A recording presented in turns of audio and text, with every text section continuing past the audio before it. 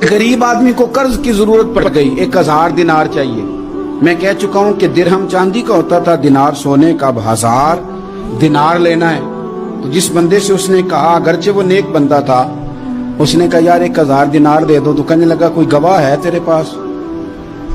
वो कहने लगा गरीबों का गवाह कौन होता है?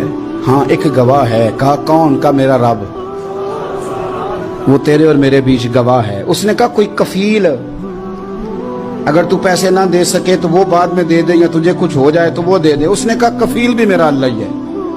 मेरे पास अगर है तो रब करीम का नाम है, अगर एतमाद कर सकता है तो कर ले। बंदा नेक था, उसने कहा रब के नाम पे, रब की किफालत पे, अल्लाह को गवाह बना के मैं तैयार हूं तुझे 1000 देने।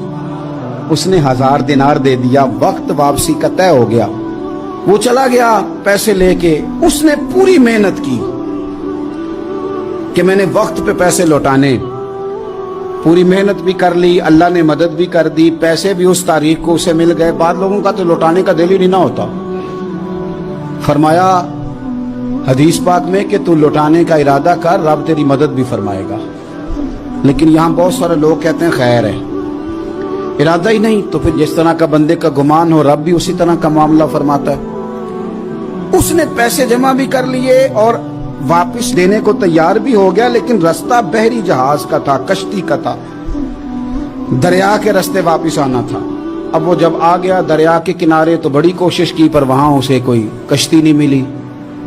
वक्त पे पैसे लौटाने हैं, सफर करना है, अब सवारी मुयस्सर नहीं है। सोच सोच के परेशान था कि मैंने तो अल्लाह के नाम पे लिए।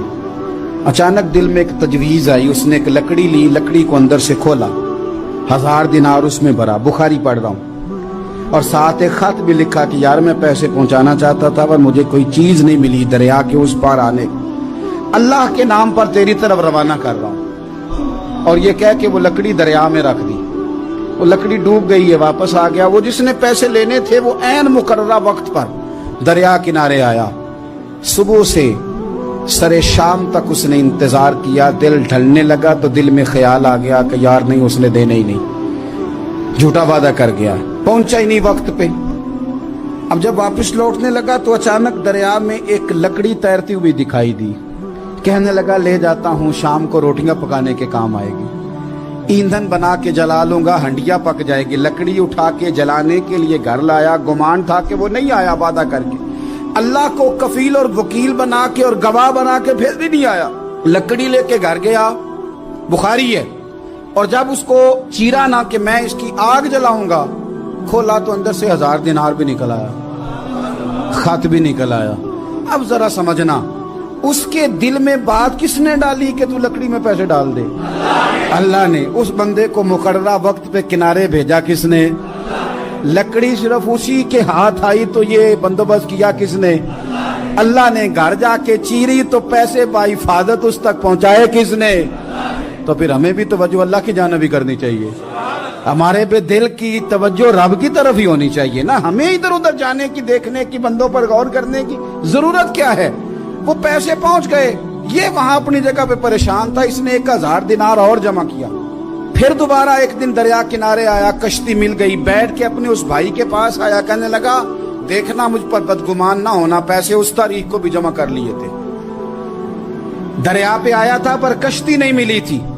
फिर मैंने ना लकड़ी में डाल के, खत डाल के तेरी तरफ भेज भी दिए थे, लेकिन आज मैं फिर लेके आ गया हूं। वो कहने लगा खुश हो जा, जिस रब को तूने मेरा और अपना गवाह बनाया था उस रब ने मेरे तक पहुंचा भी दिए हैं। जब लोग अल्लाह को गवाह बनाते हैं, रब की जानिब अपनी तवज्जो करते हैं, अपनी चाहतों, ख्वाहिशात और अपनी सारी चिट्ठियां अपने रब करीम की रहमत की तरफ रवाना करते हैं, फिर अल्लाह अपने बंदों को मायूस नहीं करता।